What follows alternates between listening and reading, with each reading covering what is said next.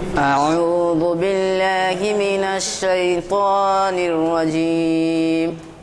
بسم الله الرحمن الرحيم. وإن منهم لفريقا يلؤون ألسنتهم بالكتاب لتحسبوه من الكتاب وما هو من عند الله وما هو من عند الله ويقولون هو على الله الكذب وهم يعلمون. ما كان لبشر أن يؤتيه الله الكتاب والحكم والنبوة ثم يقول للناس كونوا عبادا لي من دون الله ولكن كونوا ربانيين بما كنتم تدرسون. صدق الله العظيم.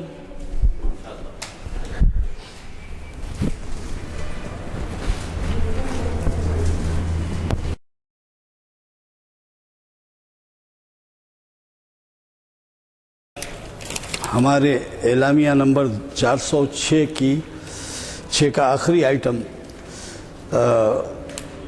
مسجد عالیہ کے کانفرنس ہال میں محفل اقبال شناسی کی 641ویں نشست کے طور پر منعقد ہو رہا ہے۔ آپ آج کے مقرر سے واقف ہیں۔ ابھی آپ نے خوشیلان قاری محمد مرتضیٰ صاحب سے خراج سماعت فرمائی اور اس کانفرنس ہال جامع مسجد گن فاؤنڈری عالیہ میں خادم غلام یزدانی آپ سے مخاطب ہے۔ مجھے ڈاکٹر ایم تقی خان صاحب کے بارے میں آپ کو بتانے کی چندہ ضرورت نہیں ہے۔ وہ صرف ہماری ریاست کے نہیں بلکہ ہندوستان کے ایک بڑے سائنسداں ہیں اور بین الاقوامی طور پر بھی ان کی شہرت ہے، اور وہ جو ہے اس طرح سے جانے جاتے ہیں کہ ان کو خراج عقیدت پیش کرتے ہوئے ہمارے ایک مشہور ماہر اقبالیات مصلح الدین سعدی نے کہا تھا کہ میں یقین سے کہہ سکتا ہوں کہ دنیا میں کوئی ایسا سائنسداں نہیں ہے جو قرآن اور حدیث کے اوپر اس قدر حاوی ہے جتنا یہ اس قدر اس کا فیض اٹھائے ہیں اور معلومات رکھتے ہیں جتنے کہ ڈاکٹر تقی خان صاحب۔ آج انہی کے دیے ہوئے عنوان سے ہم استفادہ کریں گے، اور وہ ہے اقبال اور امام غزالی رحمۃ اللہ علیہ۔ میں اتنا کہتے ہوئے اس لیے ختم کر رہا ہوں کہ وقت تنگ ہوتا ہے آج کل عصر اور مغرب کے درمیان، اور ویسے اعلامیہ نمبر 407 تقسیم کیا جا چکا ہے، اور جن کو نہیں ملا ہے وہ حضرات لے لیں اور کوشش کریں کہ یہ دوسروں کے ہاتھوں تک پہنچے اور دوسرے مسجدوں میں لگے۔ ایک بات اور بتاتے ہوئے میں دعوت خطاب دوں گا۔ وہ بات یہ ہے کہ یہاں پر کئی پرچے رکھے ہوئے ہیں، آپ نام نمبر اپنا نوٹ کر کے آج کی تاریخ ڈال کے پھر کب واپس کریں گے وہ آپ لے کے جا سکتے ہیں، چونکہ بس ضرور لیتے جائیے گھر والوں کو، اور آپ کے توسط سے شاید آپ کے مہمانوں کو بھی اس سے استفادے کا موقع ملے گا۔ جزاک اللہ۔ ڈاکٹر صاحب سے گزارش ہے کہ وہ تشریف لائیں اور مخاطب فرمائیں۔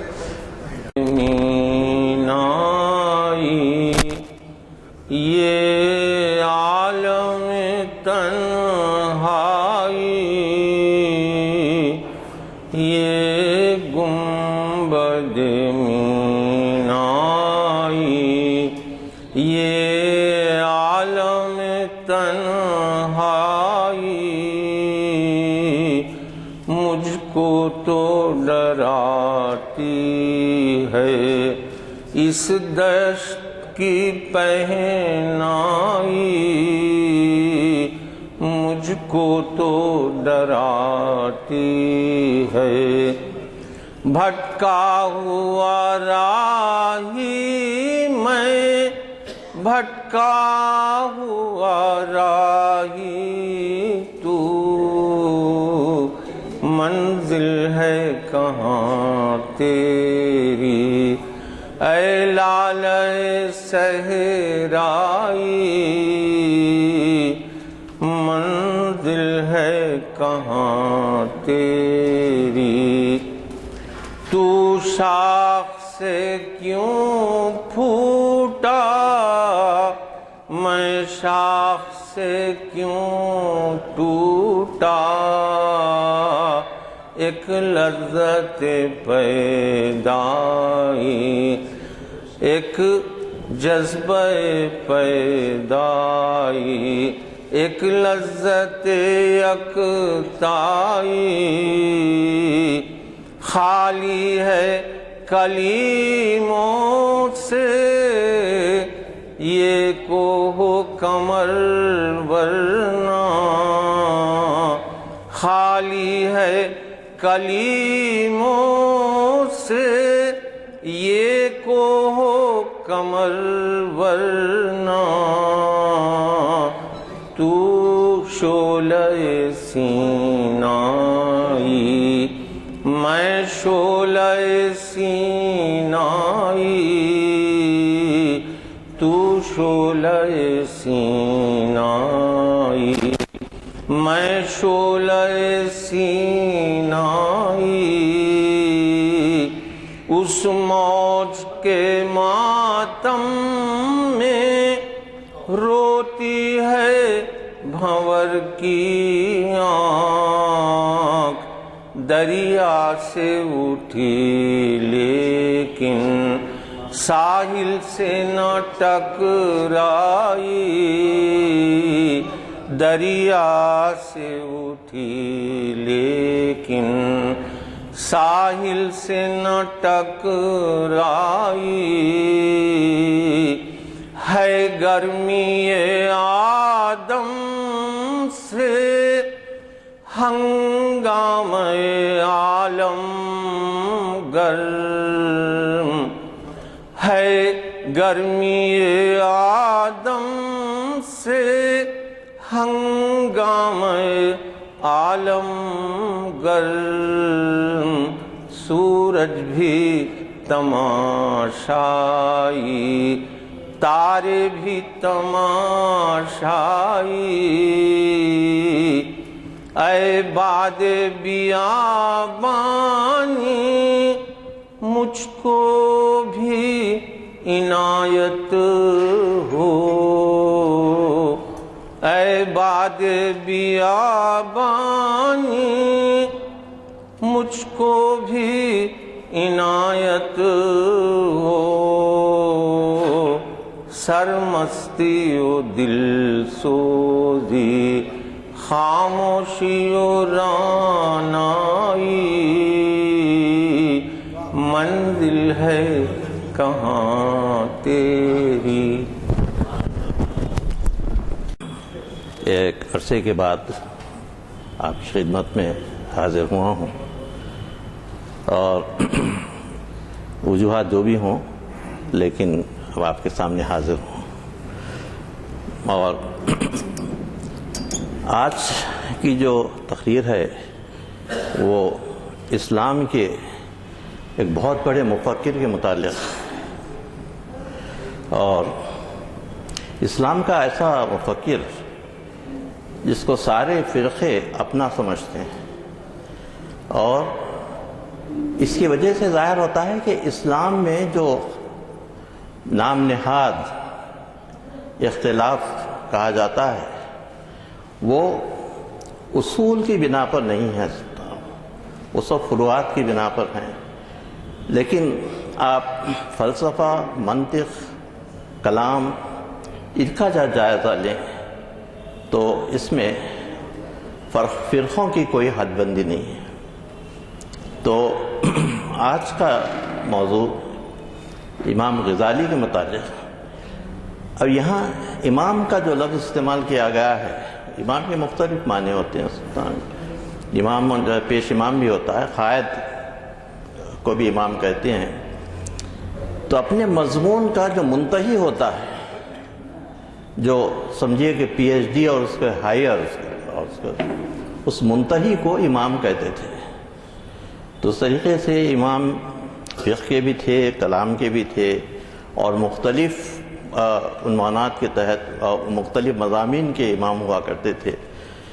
تو امام غزالی ایک ایسی شخصیت ہے جو کئی علوم پر حاوی تھی، اور ان کا کنٹریبیوشن پڑھنے کے بعد میں نے کافی تفصیل سے ان کا مطالعہ کیا ہے. کہتا ہے کہ بھئی اتنے مضامین جو ہے ایک شخص کیسے لکھ سکتا ہے، اور اتنا وسیع جو ہے اس کا جو لینڈسکیپ ہے وہ کیسے بن سکتا ہے. تو امام غزالی کا تعارف آپ کے سامنے کراؤں پہلے، اس کے بعد پھر ان کے جو کنٹریبیوشنز ہیں اس کے متعلق جو میں آپ کے ایک کے بعد ایک وقت کے لحاظ سے پیش کروں گا. وقت میں اتنی گنجائش نہیں ہے کہ میں تفصیل سے جو ہے ایک ایک چیز آپ کے سامنے بیان کر سکوں، لیکن جتنا مجھ سے ہو سکے آپ کے سامنے بیان کرنے کی کوشش کروں گا.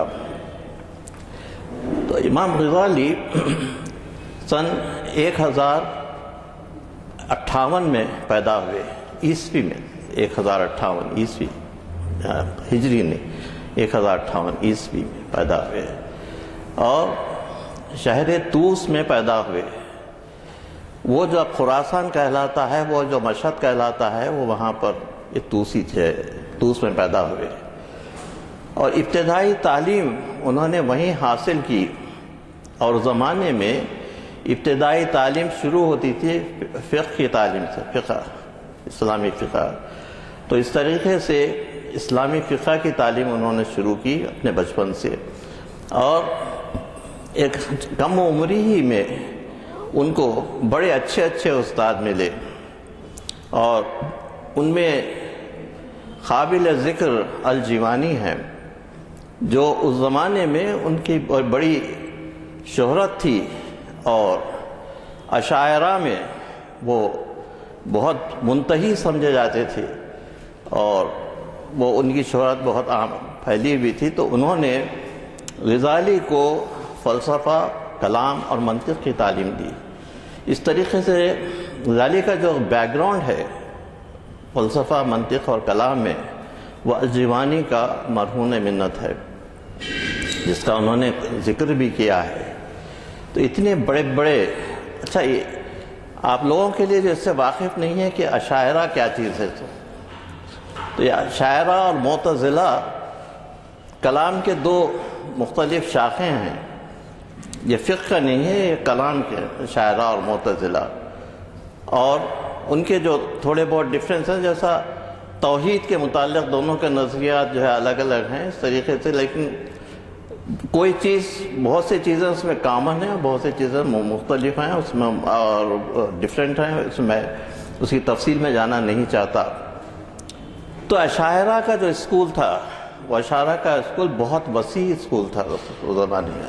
علامہ فخر الدین رازی، آپ نے جس کا نام سنا ہوگا، مباحث مشرقیہ جن کی لکھی ہوئی ہے، وہ اشاعرہ سے تعلق تھا اس کا.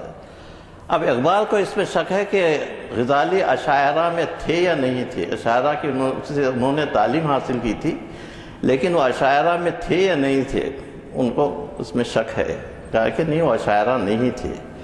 ایک بہت ہی برا، بہت ہی وسیع ان کا مسلک تھا، اس طریقے سے کہ وہ ہر چیز پر وہ حاوی تھے. اس پر اشاعرہ سے خاص ان کا کوئی تعلق نہیں تھا، لیکن انہوں نے تعلیم ان سے ہی حاصل کی. اس کے بعد وہ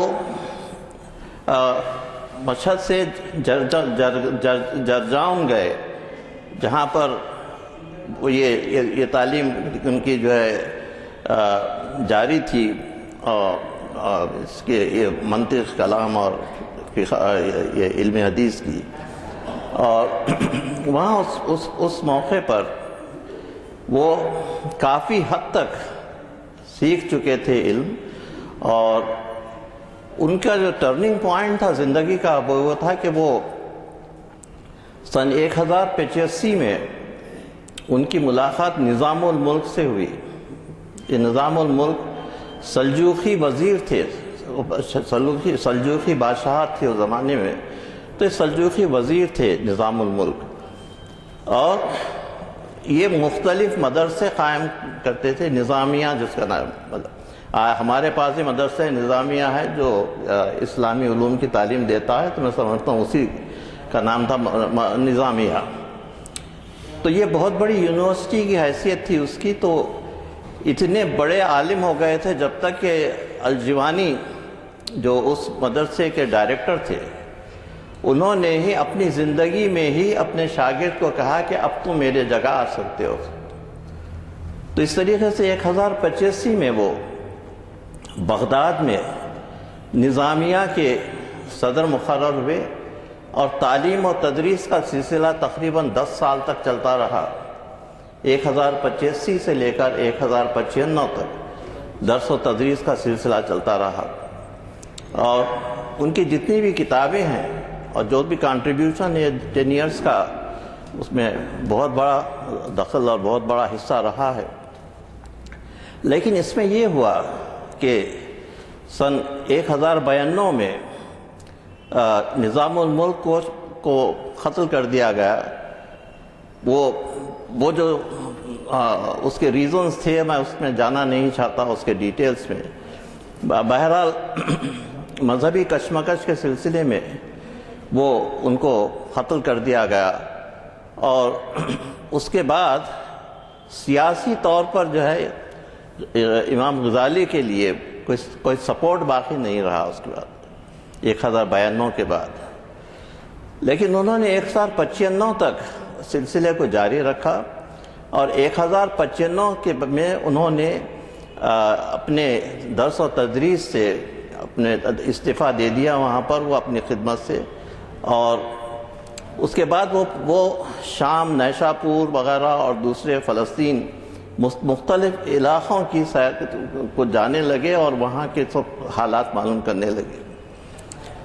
اس کے علاوہ ایک اور تبدیلی جو ہوئی ان میں وہ یہ تھی کہ سن 1093 اور 94 میں انہوں نے تصوف سے رابطہ اختیار کیا اور تصوف کے متعلق معلومات حاصل کرنے لگے۔ تو یہ تقریباً کیریئر کا آخری حصہ تھا کہ وہ تصوف میں وہ دلچسپی لینے لگے۔ اب امام غزالی کے متعلق یہ کہنا غلط ہے کہ انہوں نے بہت سی چیزیں ایسی لکھی جو بعض فرقوں کے اعتقادات کے خلاف ہے، لیکن ایسی کوئی بات نہیں ہے۔ ان کی جو بہت بڑا کنٹریبیوشن یہ ہے وہ تشکیک ہے، ڈاؤٹ، تشکیک، شک جسے تشکیک۔ یہ تشکیک کس چیز میں تھی؟ تشکیک اس کا بہت بڑا کنٹریبیوشن تھا۔ تشکیک اس میں تھا کہ اپنے نفس کے محاسبے میں انہوں نے تشکیک سے کام لیا کہ میرا نفس کس پوزیشن پر ہے اور کیا چیز جانتا ہے، کیا چیز نہیں جانتا ہے، اور جو چیز نہیں جانتا ہے اس کو جاننا چاہیے۔ تو بغیر کسی دوسرے حوالے کے اپنا نفس کا محاسبہ انہوں نے خود کیا تھا تشکیک کے ذریعے سے کہ ان کے نفس کی کیا حالت ہے اور نفس کس مقام پر ہے۔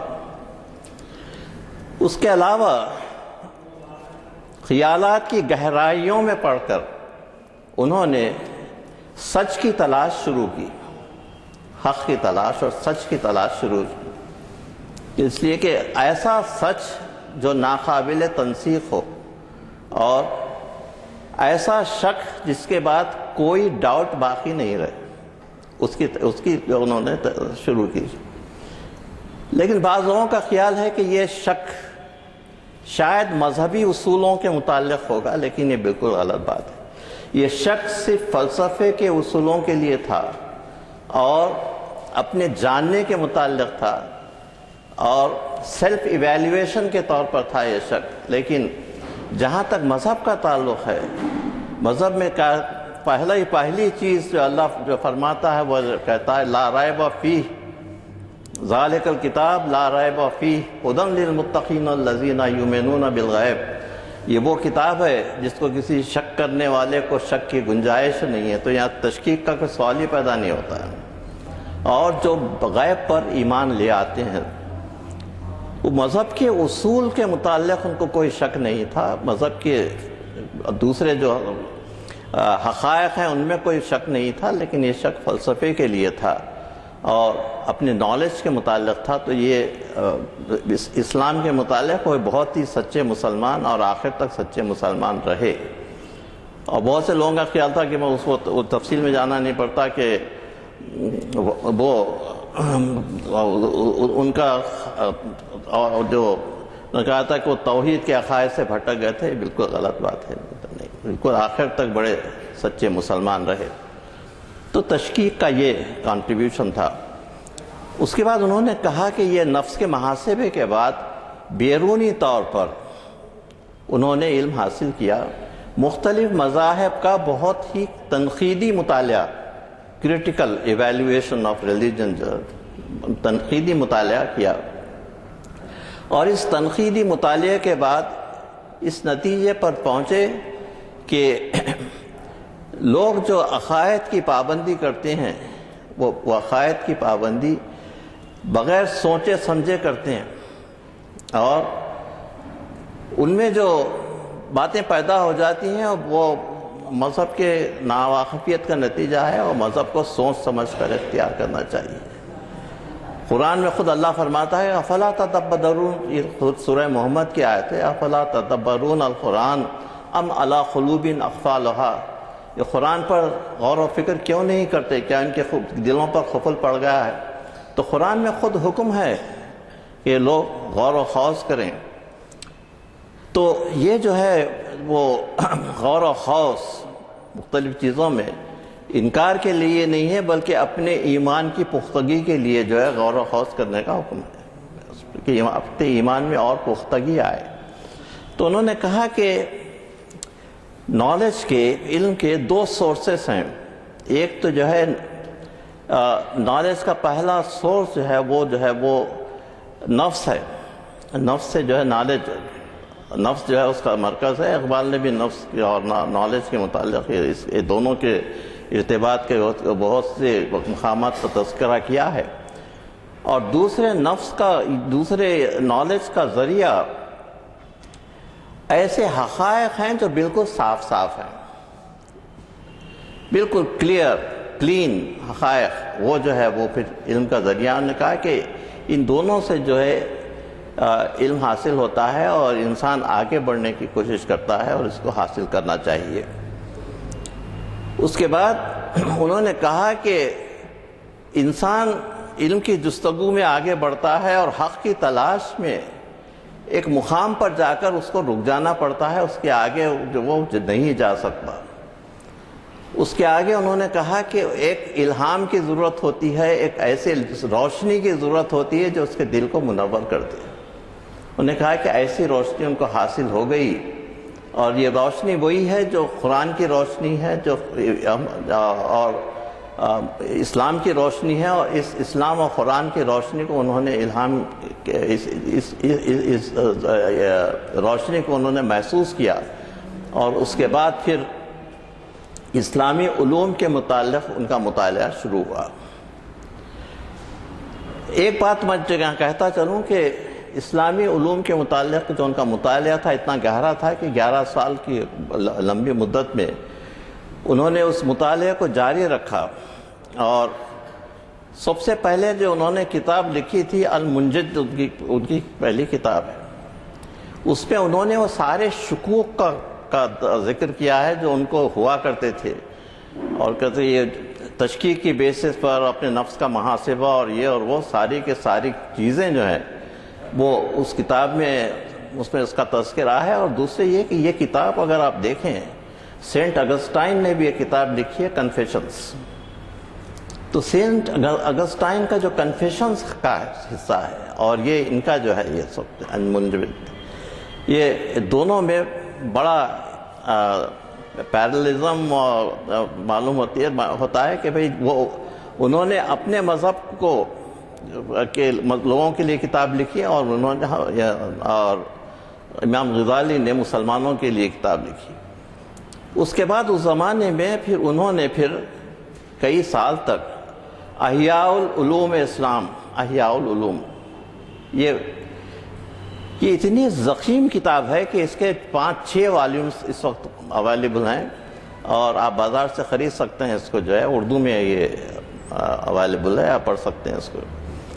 احیاء العلوم میں انہوں نے مختلف مسئلوں سے بحث کی ہے، اور ان مسئلوں میں توحید بھی ہے اور جو ہے نبوت بھی ہے اور جو ہے قضاء و قدر بھی ہے اور کئی چیزیں جو ہے مبدا اور معاد، یہ ساری کی ساری چیزوں کا احیاء العلوم میں ذکر کیا گیا ہے۔ آپ اس کتاب کو پڑھیے تو ایسا معلوم ہوتا ہے کہ علم کا دریا ہے کتاب جو۔ اور مجھے جب بھی کوئی چیز کوئی ریفر کرنا ہوتا ہے، میں اس کتاب میں اتنے ریفرنسز ہیں اس کے اندر، میں اس کو برابر جو ہے میں اس سے استفادہ کرتا ہوں اس کتاب سے، وہ اور ہر کوئی اس سے استفادہ کر سکتا ہے۔ اس کے بعد انہوں نے جو ایک نور کا ذکر کیا تھا کہ ان کے ہاتھ دل پر ایک تجلی ہوئی، تو اس پر انہوں نے ایک کتاب لکھی جس کا نام ہے مشکات الانوار، جو وہ نور کے متعلق ہے کہ سورہ نور کی جو آیت ہے اللہ نور السماوات والارض، تو وہ اس آیت کے متعلق مشکات الانوار جو ہے وہ ساری کی ساری کتاب یہ ہے۔ اور بہت سے ویسٹرن آتھرز نے مشکات الانوار پر تبصرہ لکھا ہے، اور ہنری کاربن کا بڑا ان کی جو کتاب ہے وہ دیکھنے کے قابل ہے، دی مین آف لائٹ، مشکات الانوار دی مین آف لائٹ۔ اور اس کا عملی تجزیہ علامہ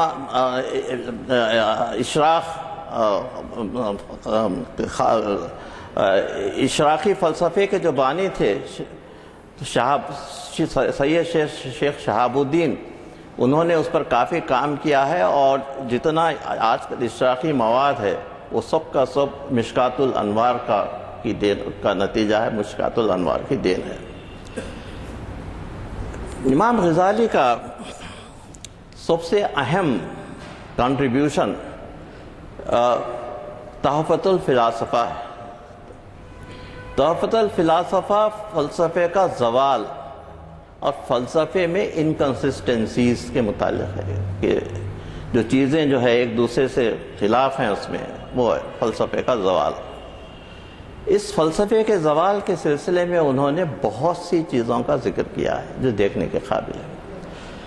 اس کے علاوہ ان کا جو مین اٹیک تھا وہ حملہ ان لوگوں کے متعلق تھا جنہوں نے یونانی فلسفے کو پڑھ کر غلط عقائد کو اختیار کر لیا تھا، اور ان فلاسفرز میں وہ سارے پریپیٹیٹک فلاسفرز ہیں جن کو مشائخ فلسفی کہتے ہیں، جس میں الکندی ہے، الفارابی ہے، ابن سینا وغیرہ اور ابن رشد تک، یہ سارے کے سارے یہ سب یہ پریپیٹیک فلاسفیز اور یونانی فلسفے سے انہوں نے استفادہ کیا تھا۔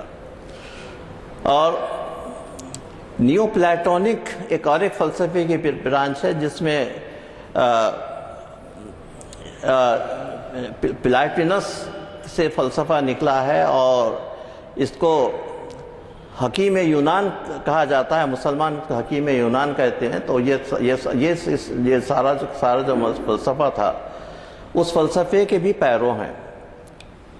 تو ارسطو کے فلسفے میں بہت سی چیزیں توحید سے متعلق ہیں، اور ایک جو اعتراض جو ہوتا ہے وہ یہ ہے کہ مسلمانوں کے پاس کوئی فلسفہ نہیں تھا، انہوں نے جو بھی فلسفہ سیکھا وہ یونان سے سیکھا۔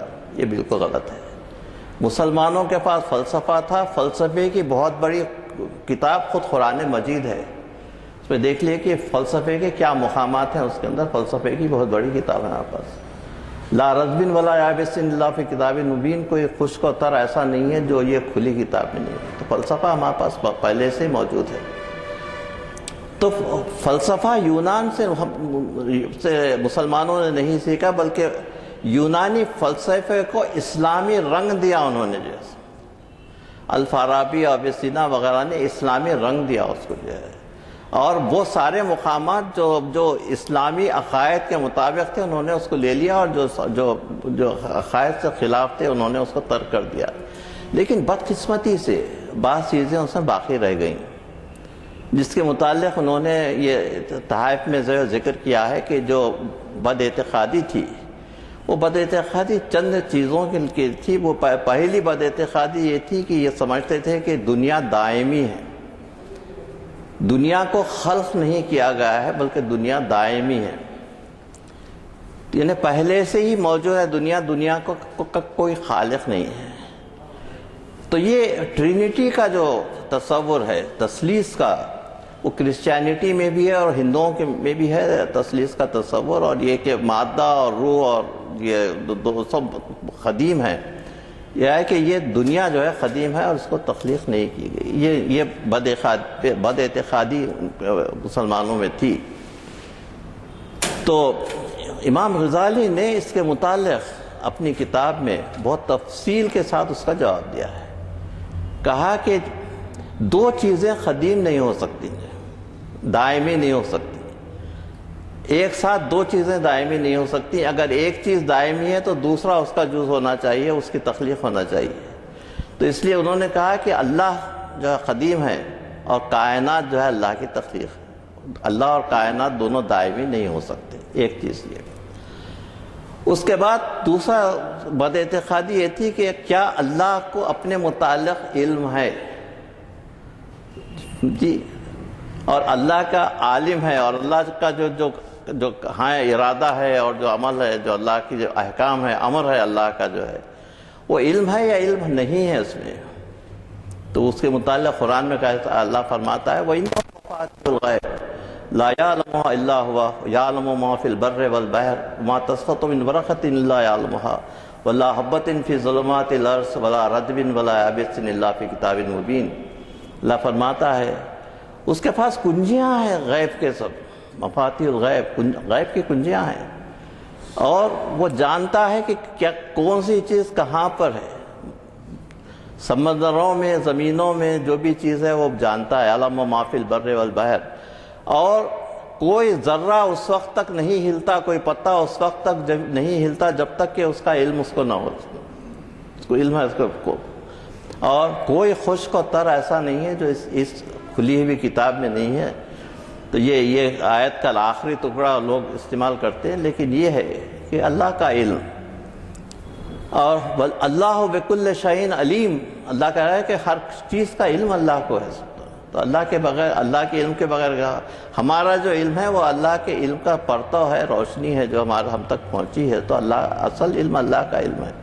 تو اللہ ہر چیز سے واقف ہے، اور اللہ کا جو ارادہ ہوتا ہے، اور اللہ کا ارادہ وغیرہ وہ سب چیزیں، وہ سب جو عمل ہوتا ہے وہ ارادے کی وجہ سے ہوتا ہے سب.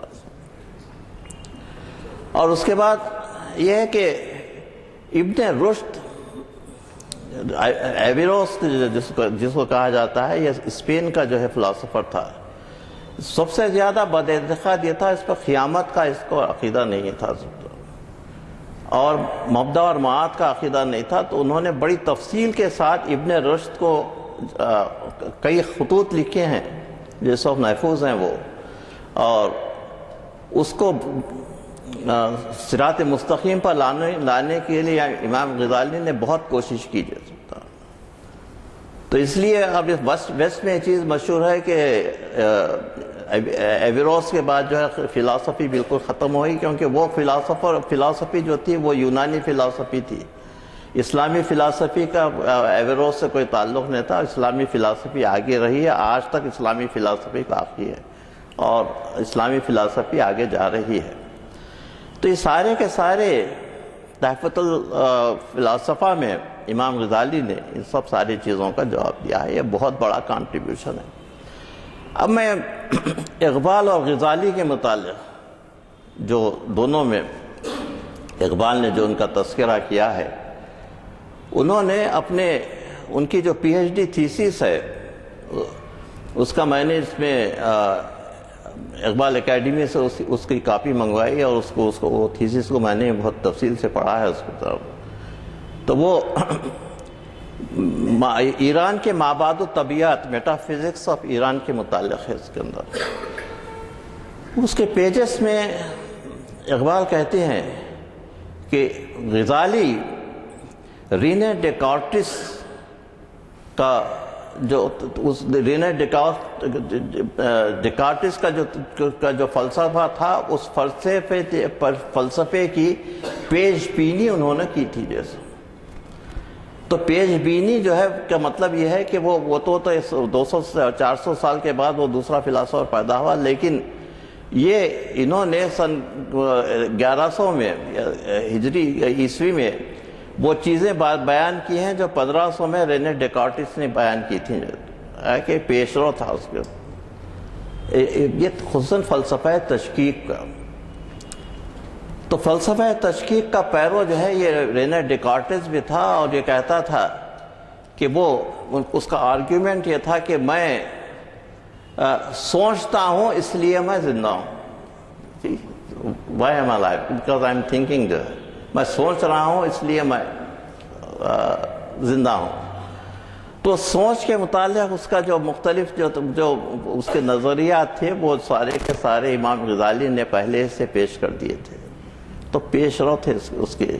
اور اسی طریقے سے ہیومز کے بھی جو فلسفہ تھا اس کا بھی تقریباً وہ امام غزالی نے وہ ساری کی ساری چیزیں پہلے ہی سے بیان کر دی تھی، تو اس کے پیش رو تھے۔ اور امام غزالی نے احیاء العلوم لکھ کر جس طریقے سے اسلام کی خدمت کی ہے، ویسے اسلام کی خدمت یہ سارے کے سارے جتنے شکوک و شبہات تھے وہ سارے کے سارے شکوک و شبہات دور ہو گئے۔ دوسرے مقام پر اقبال ابھی کتنی دیر یا تھوڑا سا اور کور کرنا چاہ رہا ہوں۔ اس کے بعد اقبال نے اپنے خطبات میں جو الہیات اسلام پہ جو خطبات ہیں وہ پہلے خطبے میں انہوں نے غزالی کا ذکر کیا ہے، غزالی اور کانٹ کا جو ہے تقابل کیا ہے کہ غزالی اور کانٹ میں کیا تقابل ہے۔ تو انہوں نے کہا کہ کانٹ کا تخیل آئیڈیلزم، عینیت پرستی جس کو کہتے ہیں، کانٹ کا جو سکتا وہ فلسفے میں وہ ایک چیپٹر ہے اس کا، کانٹ اور ہیگل کا۔ تو عینیت پسندی جو ہے وہ اس کی فلسفہ تھا، جس فلسفے میں اس نے شروع میں معقولیت اور مذہب کو بالکل الگ کر دیا تھا اس فلسفے میں، اور اس کی بنا پر بے دینی کا سلسلہ یورپ میں شروع ہوا اور لوگ دین سے بیزار ہونے لگے، اور نے کہا کہ مذہب بالکل الگ ہے اور معقولیت الگ ہے، مذہب الگ ہے، معقولیت کا مذہب سے کوئی تعلق نہیں۔ لیکن کانٹ کو ایک انکشاف ہوا اور اس نے کرٹیک آف پیور ریزن لکھا، اس کا تنقید عقل محض اس کا ترجمہ ہو سکتا ہے، کرٹیک آف پیور ریزن۔ اس نے بتایا کہ یہ جتنی چیزیں اس نے لکھی تھیں آئیڈیلزم کے متعلق، اس میں ریزن کے متعلق اس کے جو ڈیفیکٹس تھے انہوں نے اس کا تذکرہ کیا ہے۔ اس تذکرے کی وجہ سے لوگ جو ہے پھر مذہب کے طرف راغب ہونے لگے۔ تو اقبال نے اپنے خطبے میں کہا ہے کہ یہ کانٹ جو ہے، ایمانوئل کانٹ، جرمنی کے لیے اللہ کے طرف سے ایک تحفہ تھا کہ انہوں نے بے راہ روی اور بے دینی ختم کر جو ہے اور دین کے طرف راغب ہونے لگے۔ لیکن اقبال کہتے ہیں کہ کانٹ اس کے آگے نہیں بڑھ سکا، وہ اللہ تک نہیں پہنچ سکا، اسی میں وہ الجھ کر رہ گا اور اس کے بعد اللہ تک نہیں پہنچ سکا۔ پھر غزالی کے لیے لکھتے ہیں کہ انہوں نے یہ طائف فلسفہ لکھا، فلسفے کا رد لکھا اور سب یہ چیزیں کی، اور اس کے بعد تصوف میں اس طریقے سے غرق ہو گئے کہ وہ اس سے نکل نہیں سکے۔ اس کے بعد حالانکہ ان کے پاس جو ٹیلنٹس تھے اس سے وہ اسلامی فلسفے جدید کے متعلق بہت کچھ آگے کام کر سکتے تھے، لیکن وہ بالکل جو ہے وہ فلسفے تصوف میں ڈوب کر رہ گئے اور انہیں وہیں ختم کر دیا۔ تو اسلام کا کہ جو اور بہت سی چیزیں فلسفے میں جو آ سکتی تھیں غزالی کی وجہ سے وہ نہیں آ سکیں، اس کے بعد ہی ان کا انتقال ہو گیا۔ تو فلسفے کا بڑا نقصان ہوا ہے کہ ایک کا تصوف میں ڈوب کر جو ہے وہ آگے نہیں بڑھ سکے، دوسرے سے وہ صرف وہ اللہ کے قریب پہنچ کر اللہ تک نہیں پہنچ سکا۔ تو کانٹ اور جو ہے اقبال میں انہوں نے دونوں میں تقابل کیا ہے۔ اس کے بعد غزالی کے جو کنٹریبیوشنز ہیں انہوں نے اپنے چوتھے خطبے میں تشکیل الہیات اسلامی کے ذکر کیا ہے کہ انا کا جو تصور ہے اور شعور کا جو تصور ہے، خودی کا جو تصور ہے اقبال کا جو ہے سب، اس میں غزالی کا بہت بڑا کنٹریبیوشن ہے۔ انہوں نے کہا کہ سب سے پہلے کہا کہ شعور جو ہے وہ اس کا تجزیہ نہیں کیا جا سکتا جو ہے، اور شعور ایک نقطہ روشن ہے، اس کا تجزیہ نہیں ہو سکتا۔ کہا کہ اس کا بانی انا کا اور جو ہے خودی کا بانی جو ہے فلسفے میں اگر کوئی ہے تو وہ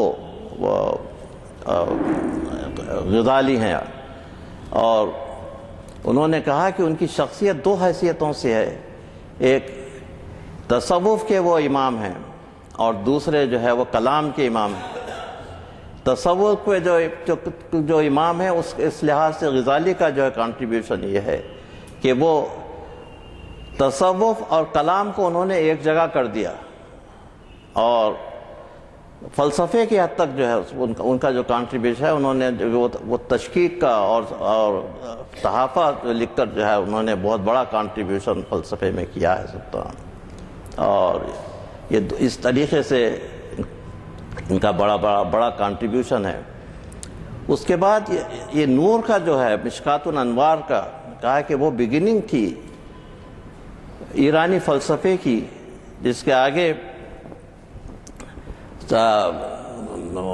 اشراقی فلسفہ آگے بڑھا، اور اس کے بعد جو ہے وہ اشراقی فلسفہ آج بھی ہے، اور وہ اشراقی فلسفہ جو ہے وہ ایران کی دین ہے اور غزالی کی دین ہے۔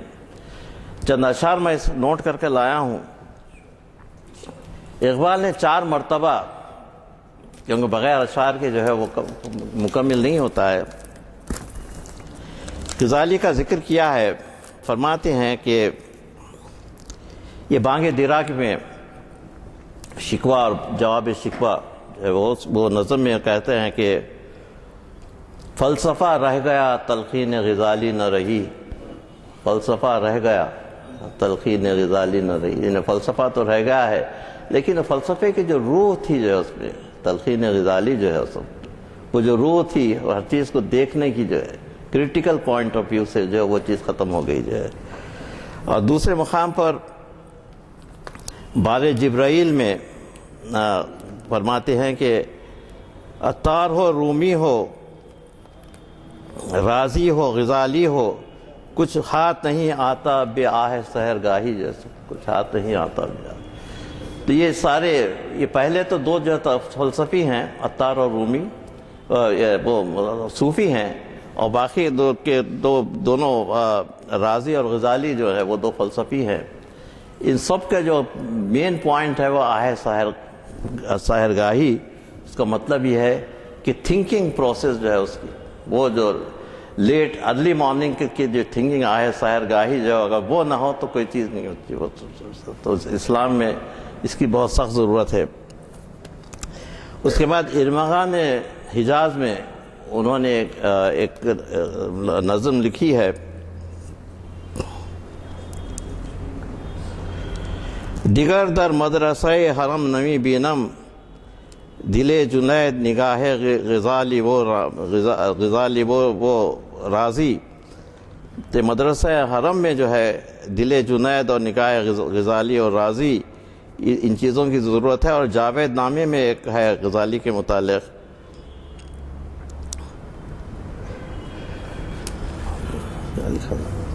تا غزالی در سے اللہ ہو گرفت، ذکر و فکر از دود مانے وہ گرفت، جو ہے کہ اللہ کا اگر ہے کنٹریبیوشن تو غزالی سے ہو سکتا ہے۔ شکریہ، ہو گیا، دعا کرنا ہے۔ اب یہاں 2 ایسے حضرات بیٹھے ہیں، ایک تو ضیاء الدین احمد شکیب صاحب ہیں، دوسرے مستر مجاز صاحب ہیں، جو اگر کچھ کہتے تو مناسب تھا، مگر میرے لیے تو یہ اس خطبے کے بارے میں کچھ، البتہ صرف اشعار جب انہوں نے حوالہ دیا تو ایک شعر یاد آیا، وہ اسی سے متعلق ہے۔ اگر ہوتا وہ مجذوب فرنگی اس زمانے میں، ایک فلسفی تھا، اس کے بارے میں کہہ رہے ہیں، اگر ہوتا وہ مجذوب فرنگی اس زمانے میں تو اقبال اس کو سمجھاتا مقام کبریا کیا ہے۔ تو وہ ایک شعر ذہن میں آ گیا، میں آپ سے عرض کر دیا۔ مجھے بڑی خوشی ہے کہ آپ حضرات نے اس سے استفادہ۔ فلسفی کا نام کانٹ ہے، نشے ہے بول رہا ہوں۔ میں وہی جھگڑے میں نہیں پڑھنے کے واسطے، مجھے خود شبہ تھا، اس لیے میں صرف ایک فلسفی ہوں۔ تو خیر، بہرحال عرض کرنا یہ ہے کہ ایک عرصے بعد ڈاکٹر صاحب نے ہمیں اپنے خطاب سے استفادے کا موقع دیا، بڑی خوشی کی بات ہے، اور آپ کے ہاتھ میں جو اگلا ہمارا پروگرام ہے اس کے مطابق بہت ہی اہم عنوان سے اقبال احمد انجینئر صاحب مخاطب کر رہے ہیں ہفتے کے دن۔ اب آج چہارشنبہ ہو گیا، جمعرات اور جمعہ کو نہیں ہے کوئی خطاب، ہفتے کے دن جو ہے آج بھی ہو جو ابراہیم کا ایما پیدا، یہ عنوان سے ہماری تاریخ اسلام کی 528ویں نشست کو مخاطب کریں گے، اور پھر موجودہ مسلم معاشرے میں ضرورت اصلاح، آپ ان سے بھی واقف ہیں، پروفیسر محسن عثمانی صاحب ندوی اس عنوان سے ہمیں مخاطب کر رہے ہیں، اور ڈاکٹر یوسف اعظمی اقبال کی مختصر نظموں کا جائزہ، تو اس میں تھوڑی سی عنوان میں وضاحت کی ضرورت تھی، اور ڈاکٹر محمد ضیاء الدین احمد شکیب صاحب نے توجہ دلائی اقبال کی اردو مختصر نظموں کا جائزہ، یہ جو ہے ہونا چاہیے عنوان، اور وہ ہمارے سے سہو ہوا ہے، کیونکہ فارسی میں بھی ان کا کلام جیسے کہ آپ کو کہہ دیا گیا ہے 1/3 ہے یا 2/3 ہے یا 3/4 ہے فارسی کلام میں، تو اس وجہ سے وہ وضاحت ضروری تھی، میں مشکور ہوں ان کا کہ انہوں نے ہمیں توجہ دلائی۔ تو اب میں پوچھنا چاہ رہے ہیں، ہاں بولیے بولیے۔ تصوف کا وجود تاریخ اسلام میں نہیں ہے، حضور کے زمانے میں دین اسلام مکمل ہو گیا، کہ حضور کے دین اسلام مکمل ہونے کے بعد نہیں سوال کریے، نہیں آپ کہہ رہے ہیں سوال کریے، پوچھنا ہے وہی کیا سوال ہے آپ کا؟ تصوف ہے کیا اس نے؟ تصوف تاریخ اسلام میں وجود نہیں ہے، وہ آپ کا خیال، اسلام میں نہیں ہے۔ آپ خیال کا اظہار کر رہے ہیں، آپ سوال کریے، پوچھ۔ سوال ہی کیا ہے صاحب، میں نے جو تصوف کا ذکر کیا ہے کہ پھر وہ دین اسلام حضور کے زمانے میں کمپلیٹ ہو گیا، اس کے بعد کے پیداوار ہے۔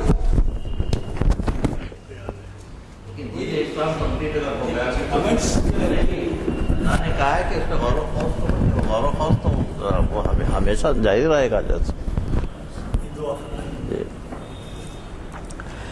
الہی قلبی محجوب، نفسی معیوب، عقلی مغلوب، ہوائی غالب، طاعتی قلیل و معصیتی کثیر، ولسانی مخر فی الذنوب فکائے فاہیرت یا ستار العیوب یا کشاف الکروب اغفر ذنوبی کلہا